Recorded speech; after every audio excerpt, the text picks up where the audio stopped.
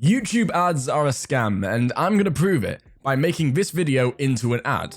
Now, I should preface this by saying ads are not made for single channels like mine or anyone's for that matter, but instead for big companies who can afford to spend hundreds of thousands on advertising. But either way, I bet you've seen ads on YouTube before where a channel is advertising their videos, and there's a few reasons why that doesn't actually tend to help. But why does YouTube even allow ads to be made from content creators? Well, to understand that, we're gonna have to understand how YouTube makes money.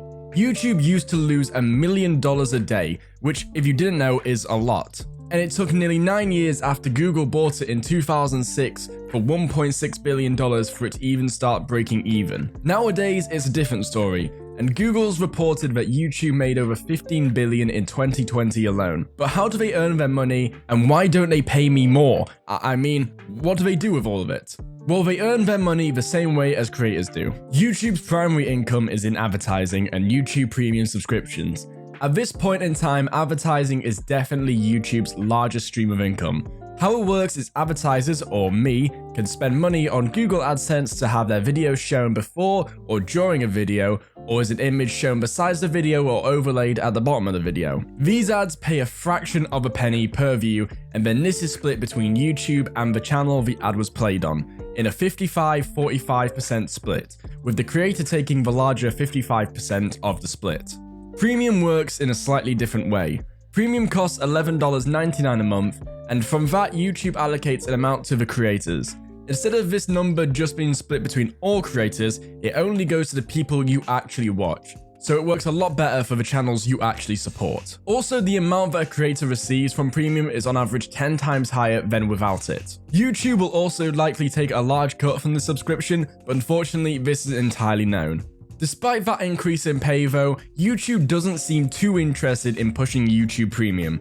The amount of people on YouTube with Premium is tiny, and I would say most people don't even know, besides maybe access to YouTube Originals and no ads, what YouTube Premium actually does. Which is a shame, because for creators, YouTube Premium is a great boost of income, but if YouTube can make more popular, it would help out massively. They also make money from a scattering of other things, where they take a cut of earnings like channel memberships, a little button below a lot of channels, where people can pay a few dollars a month to directly support the channel, and from this they will receive little perks like being able to watch a video early, or videos that are exclusive to channel members. If the channel streams, they can also get custom emojis and such things. And on the topic of streaming, you also have Superchat, which is a donation system for streamers where people can send as much money as they please to a channel to get their message highlighted in chat, but YouTube will also take a small cut of this. So if YouTube was so unprofitable and might even still be to this day, why does Google still run the website? Well, YouTube is the world's second biggest search engine, behind none other than Google. And having both these sources of traffic can mean a lot more for the company. Google in 2020 made $183 billion, and they aren't as scared as other companies to spend it either. In 2020 alone, while so many other companies were closing their physical locations and moving to smaller offices to keep going, Google was buying larger and larger locations. Actually, in the US alone, they spent over $7 billion, and in London, they spent a staggering $1 billion on a single building. And at this point, they could actually just recreate the Burj Khalifa in Dubai and build another 122, as it only costs $1.5 billion to construct. So why aren't ads successful on YouTube? Well, for small channels like mine, that's because people hate ads. If you found this video from an ad and you've watched this far through, thank you, because the genuine amount of people who are watching an ad after the first 5 seconds is tiny. And the only thing people hate more than ads is people who advertise. It's pretty likely that this video will get a lot more dislikes than any of my previous videos due to this. So if it gets so much negativity, why do people do it? Well, because it seems like a good way to get views. And whilst creating my ads, I can target at a very specific audience.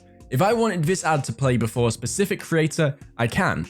If I want to play to people in a certain country, I can. If I want a certain age range or gender, these are all things I can do. On other ad websites, you can actually also target income brackets, which I do not want to know how they know that. But as for big businesses, are ads successful?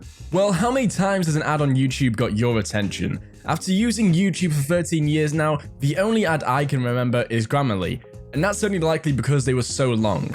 But I do remember brands like Brilliant, Honey, Audible, HelloFresh, and NordVPN.